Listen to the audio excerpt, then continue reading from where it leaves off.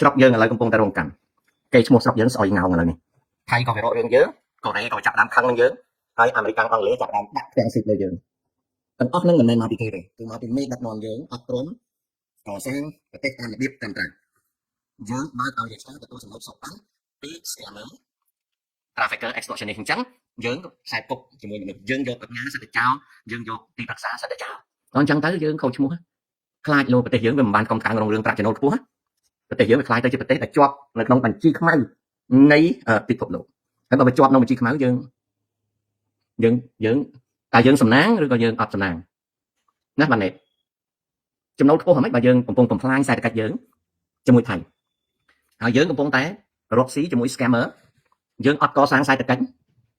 ណាបាទវ៉ាលីម៉ាសាឡូអញ្ចឹងឡូអញ្ចឹងអានោះអញ្ចឹងត្រឹមត្រូវឲ្យសម្បូរ I love សម្បត្តិហ៊ុនសែន so much